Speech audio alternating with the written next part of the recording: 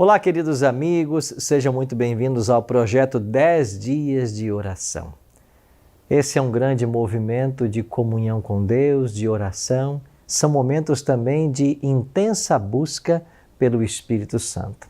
E o nosso desejo é que Deus nos use a todos na obra da pregação do Evangelho.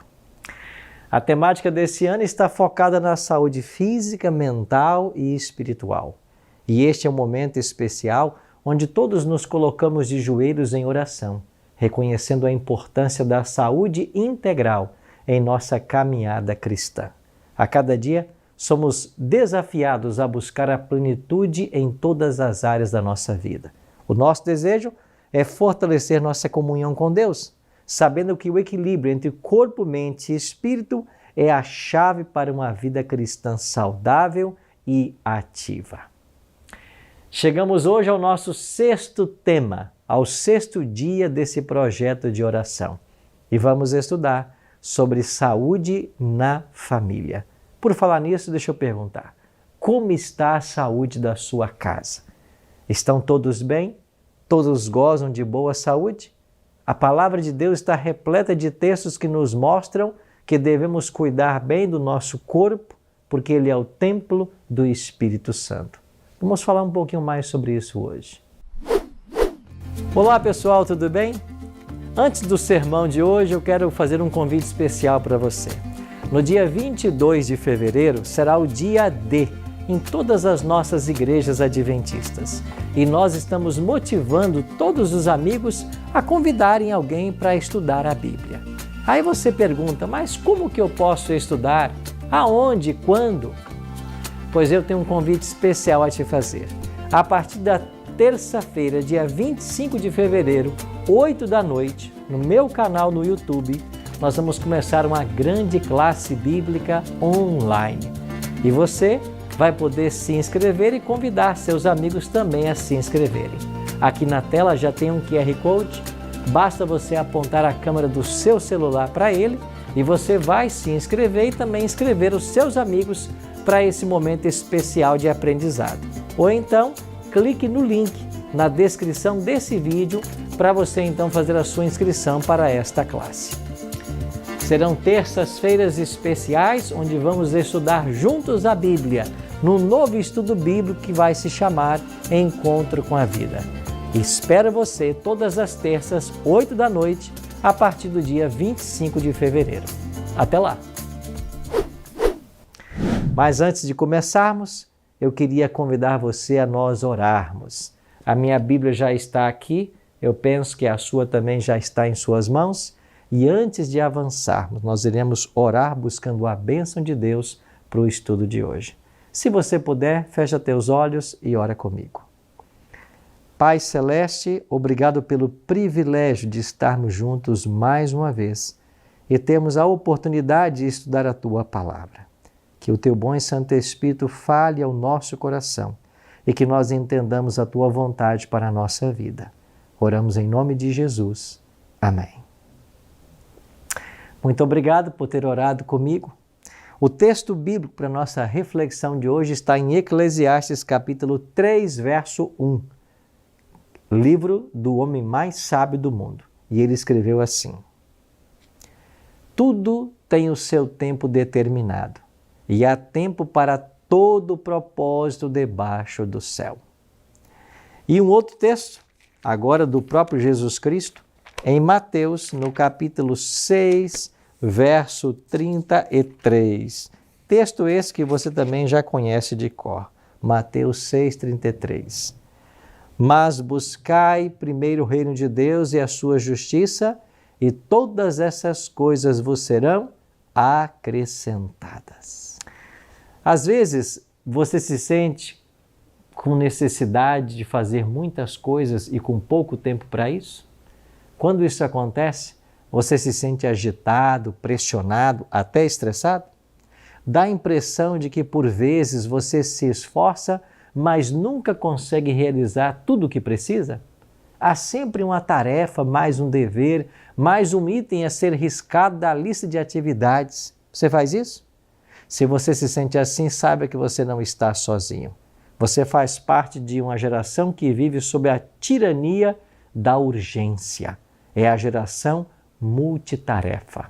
Somos homens e mulheres que têm sido levados a fazer 2, 3 ou 4 coisas ao mesmo tempo. Abrimos a correspondência, conversamos com os filhos, abrimos uma caixa de e-mail, falamos com um amigo ao telefone, verificamos o resultado do jogo do nosso time no final de semana, tomamos o desjejum no carro, a caminho do trabalho. Multitarefas. Alguns chegam a dizer, eu só consigo viver dessa forma no limite, do contrário sinto que não estou vivo e produzindo. Interessante que um estudo realizado em 1985 pelo Centro Nacional de Estatística e Saúde, lá nos Estados Unidos, mostrou que 50% dos 40 mil trabalhadores pesquisados relataram ter passado por estresse moderado a intenso nas 2 semanas anteriores. E outra pesquisa feita pela renomada empresa Benton Bowles revela que 3/4 dos trabalhadores norte-americanos indicam que seu trabalho provoca estresse.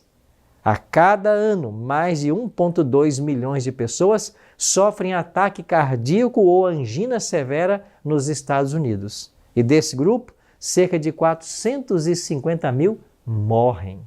As doenças do coração continuam sendo a principal causa de morte em nosso país. Por que tudo isso acontece? Por que esta vida tão corriqueira, tão agitada? Por que nós tentamos ser pessoas multitarefas pagando um preço tão alto, perdendo nossa saúde e às vezes a vida? Pois bem, esse excesso de ansiedade, essa corrida contra o tempo e a tirania da urgência, dos resultados, tem marcado nossos dias. Basta olhar para as cidades ao redor. O trânsito, pessoas agitadas, apressadas, superestimuladas, ansiosas, sobrecarregadas. O mundo moderno nunca sussurra. As cidades são como salões de máquinas de fliperama, sem portas de saída. Vozes urgentes, propagandas cintilantes, um fluxo interminável da mídia que nos rodeia. E em meio a todo esse oceano de ansiedade, preocupação e corrida contra o tempo, estamos eu e você. E provavelmente, de algum modo, você tem sido influenciado por essa atmosfera do urgente. É preciso sair cedo para o trabalho, a fim de garantir o dinheiro para pagar as contas. É preciso se preocupar com o trabalho em si, com a equipe, com os colegas, ser competente, não errar, fazer cobranças a si mesmo, suportar as cobranças do superior, do chefe das empresas. É preciso correr para a faculdade, assimilar o máximo de conteúdo acadêmico, ser alguém diferenciado. É preciso correr para cuidar da casa, da educação dos filhos, etc. e etc. Será que essas poucas afirmações descreveram um pouco da sua vida? Todavia, existem questões que decorrem nesse cenário que são preocupantes.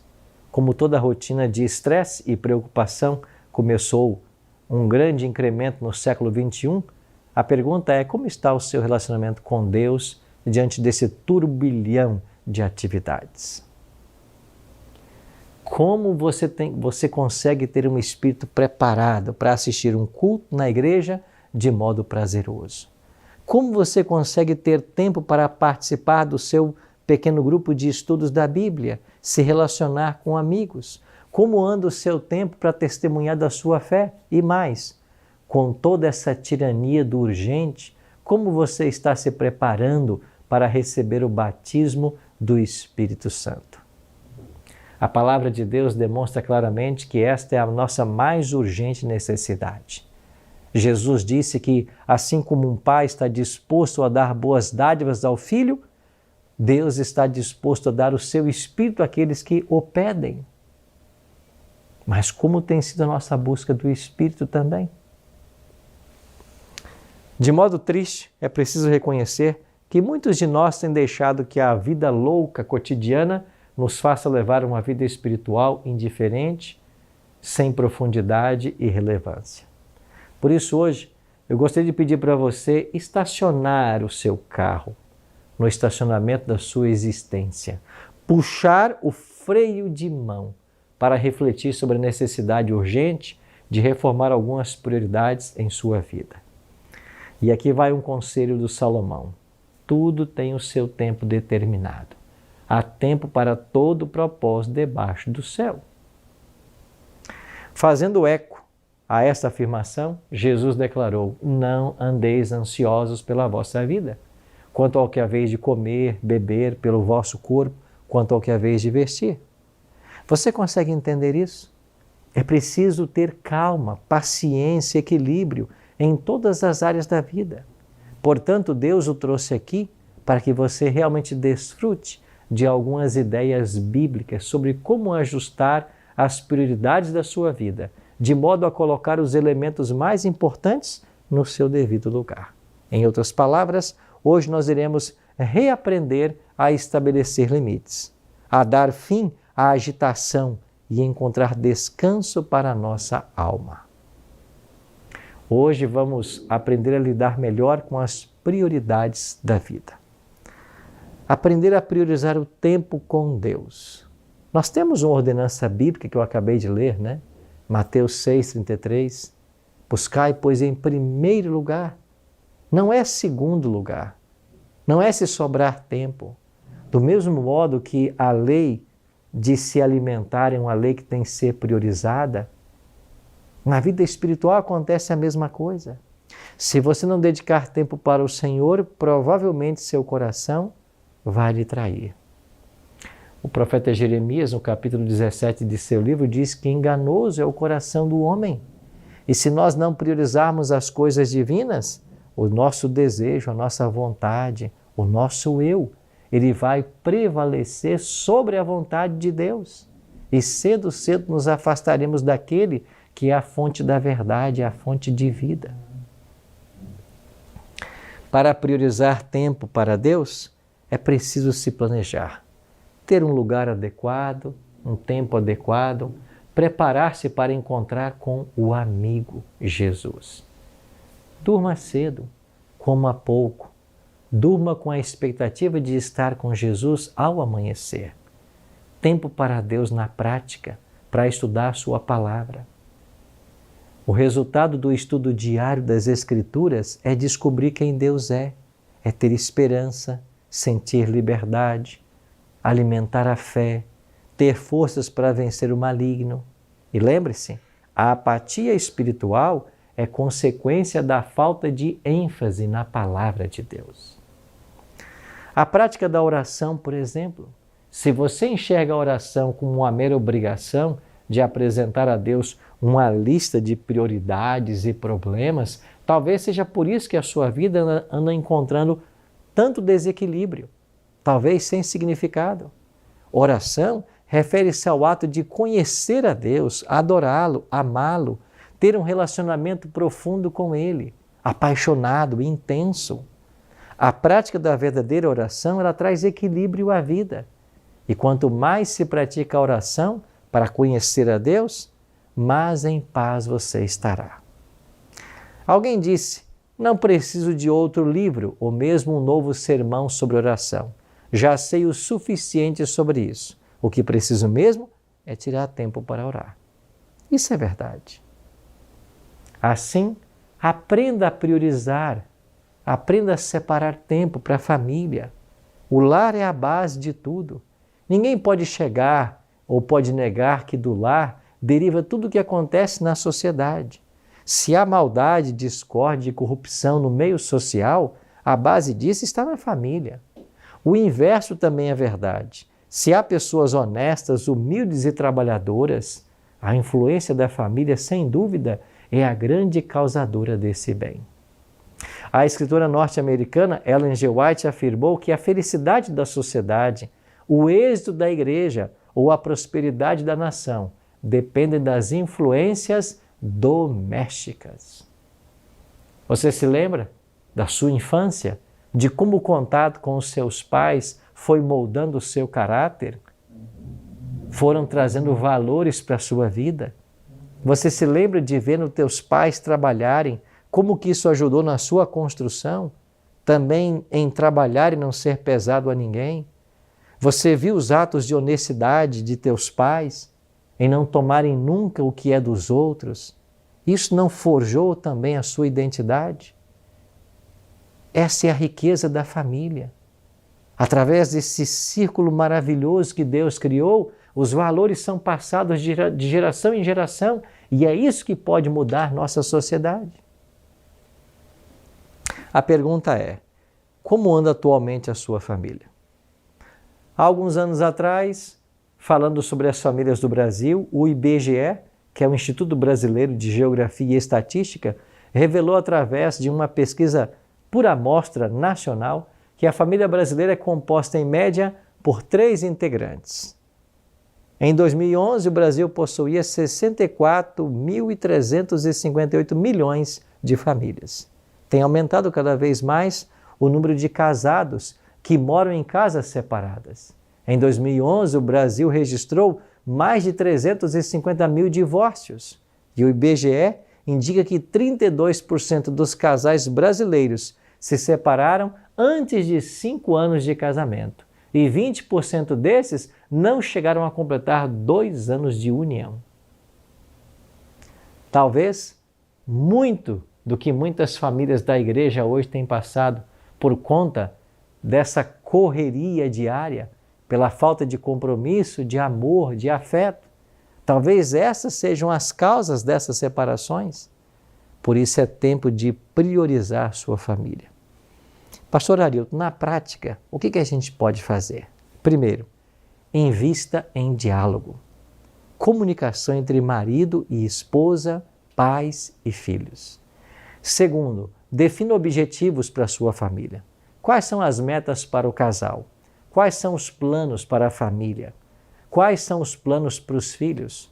Quais são as ideias para as próximas férias? Qual é o plano das tarefas domésticas? Terceiro, tenha reuniões familiares. Nada de formalidades, mas reúna em torno da mesa a sua família para conversar sobre os assuntos do dia a dia. E sabe que um bom momento para isso são os momentos das refeições? Nada de telas durante as refeições, todos sentados à mesa, para que tenham oportunidade de conversar, de saber como estão as coisas. Pratique a confissão. Isso significa reconhecer os seus erros. Dê a mão à palmatória quando você erra. Saiba pedir perdão, pedir desculpa. Valorize as datas importantes da família. Aniversário de casamento, aniversário do cônjuge, aniversário dos filhos. Promova saídas especiais. Esforce-se para tornar o seu lar um pedaço do céu. Aliás, alguém escreveu que o lar deve ser tudo quanto está implícito nessa palavra. Deve ser um pequeno céu aqui na terra, o lugar onde se cultivem as afeições. A nossa felicidade depende do cultivo do amor, da simpatia verdadeira, da verdadeira cortesia de uns para com os outros. Aprenda a priorizar tempo para você mesmo. O apóstolo Paulo escreveu ao jovem pastor Timóteo: o conselho bíblico não trata de uma mera vaidade. Tem cuidado de ti mesmo e da doutrina. Todo servo de Deus precisa cuidar de sua postura como cristão. E enquanto o mundo corre de modo acelerado, cada um de nós precisa repensar o modo como está correndo. Se não desejamos ser frutos da tirania, da urgência, da ansiedade, precisamos saber priorizar o cuidado com a nossa própria vida, de modo equilibrado e sensato. Foi isso que Paulo escreveu ao jovem pastor Timóteo. Tem cuidado de ti mesmo e da doutrina. Antes da religião vem o cuidado pessoal. Antes de amar o próximo, eu preciso amar a mim mesmo. E sabe por que nós encontramos hoje tantas pessoas na sociedade que não amam? Porque elas não se valorizam. Como que você vai amar o próximo se você não se ama? Como que você vai se interessar pelo bem alheio se nem de você cuida? Você percebe a profundidade das palavras de Jesus quando ele ensinou que nós devemos amar o próximo como a nós mesmos? Cuide também da sua saúde. Não há riqueza igual à saúde do corpo, nem prazer igual à alegria do coração. Todos sabemos de nossas responsabilidades também com o tempo, mas você não irá longe se não cuidar da sua saúde. É por isso que na terceira carta de João, essa carta só tem um capítulo. Lá no verso 2, João escreveu assim: Amado, acima de tudo faço votos por tua prosperidade e saúde. Era um desejo de João para Gaio, e certamente esse é o desejo de Deus para todos nós. Quando foi a última vez que você fez um check-up médico? E sua família? Tem buscado ser temperante em tudo? E quanto às finanças, está cuidando bem delas? Boa parte dos problemas familiares hoje está vinculado a questões financeiras. Segundo o Banco Central, em 2013, o endividamento das famílias brasileiras superou 45% do total de sua renda mensal, ou mesmo anual. Ou seja, quase metade dos recursos financeiros da família já estavam comprometidos. Como andam suas finanças? A sua família possui um orçamento familiar? Você sabe o que é viver com reservas? Como anda a sua fidelidade nos dízimos e nas ofertas?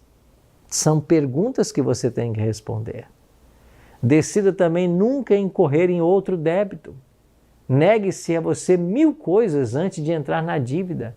Então, se você não consegue isso, você trará uma maldição para a sua vida. Evite-a como você evitaria uma doença severa. Se você estiver enfrentando problemas nessa área, busque a ajuda de alguém que tem experiência. Um pastor, um líder da igreja, um economista. Cuide de si mesmo. Bom, hoje nós revisamos algumas prioridades que precisam ser reavaliadas, a fim de não sermos reféns da vida conturbada da atualidade. É tempo de reorganizar nossas prioridades. Por isso, priorize tempo para Deus, priorize tempo para a família e priorize tempo para você mesmo. Quando fazemos isso, nós estamos cuidando de nós mesmos e dos nossos. Não deixe que ninguém faça a sua agenda. Seja você mesmo a pessoa que faz a sua agenda. Os compromissos que você tem, os seus projetos, os seus planos. Não deixe que as pessoas ditem os seus horários. Faça você mesmo a sua agenda. O que você vai fazer a cada dia, a cada semana, a cada mês. Os teus projetos. Aprenda a priorizar. Uma história conta que um velho fazendeiro caminhou até uma loja de ferramentas e o vendedor perguntou para ele: como posso ajudá-lo? Ele disse: eu estou procurando uma serra. De qual serra especificamente o senhor precisa? Como vai usá-la? Perguntou o vendedor. O fazendeiro coçou a cabeça. Bom, eu vou precisar dela principalmente para cortar madeira. Venha por aqui, por favor, disse o vendedor, enquanto guiava o homem entre os corredores da loja. Esta, ele disse apontando para uma serra elétrica, é exatamente o modelo que o senhor precisa. Nunca usei uma dessas, o velho fazendeiro respondeu. Isso é mais rápido que um serrote? Sem comparações. Aposto que o senhor pode cortar 20 toras de madeira com esta serra elétrica no mesmo tempo em que gastaria para cortar apenas uma com o seu serrote. Então o idoso senhor comprou a serra elétrica. 2 semanas mais tarde, ele estava de volta à loja. Para a surpresa do vendedor, o velho fazendeiro trazia de volta a serra elétrica em suas mãos. Então, o que achou da ferramenta? Perguntou o vendedor. O fazendeiro respondeu: é a pior serra que já usei. Estou tentando cortar uma única árvore faz 2 semanas e ainda não terminei. Estou devolvendo isso aqui. Quero levar um serrote normal. Deixe-me dar uma olhada, disse o vendedor, ao pegar a serra elétrica. O vendedor foi para trás do balcão, puxou a corda de arranque, a serra fez um grande barulho e começou a funcionar. O velho fazendeiro quase caiu de susto. Opa, que barulho é esse? Ou seja, Ele havia tentado cortar árvores com aquela serra sem ligar a serra, apenas aproveitando os dentes da serra para cortar sem fazê-la funcionar.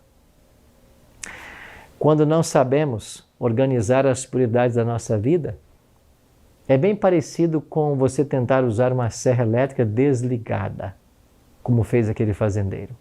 Fazemos planos, corremos, nos agitamos, ficamos ansiosos, estressados, dependemos dos nossos próprios recursos e ideias, embora o Espírito Santo esteja à nossa disposição para nos auxiliar com seu poder. Terminamos dias, semanas, meses e anos, como se nossa vida não tivesse nenhum resultado satisfatório. Por isso, o meu apelo a você hoje é para você ligar a serra elétrica, ligar-se ao poder de Deus. Hoje o Senhor está pedindo que você deixe que Ele o guie, que assuma o controle da sua agenda de trabalho, da sua família, da sua vida pessoal. Você já tentou fazer tanto sozinho, mas sem resultados. Então pare um pouco e aceite a oferta de Jesus. Lá em Mateus 11:28, Jesus declarou: "Vinde a mim todos os que estáis cansados e sobrecarregados, e eu vos aliviarei. Tomai sobre vós o meu jugo e aprendei de mim, porque sou manso e humilde de coração, e achareis descanso para as vossas almas." É isso que Jesus deseja fazer por você. Permita que Ele ajude você a organizar as prioridades da sua vida. Vamos orar por isso hoje? Ora comigo. Pai, muito obrigado por sabermos hoje que o Senhor deseja nos ajudar a nos organizarmos, a termos uma agenda que priorize ao Senhor, à família e ao trabalho. Que nós possamos, com a Tua ajuda, agirmos com sabedoria e encontrarmos equilíbrio e satisfação no mundo que corre dia e noite. Nos ajuda, Pai, a ajustarmos nossas prioridades e nos ajuda também nosso preparo para o céu. Pedimos isso em nome de Jesus. Amém.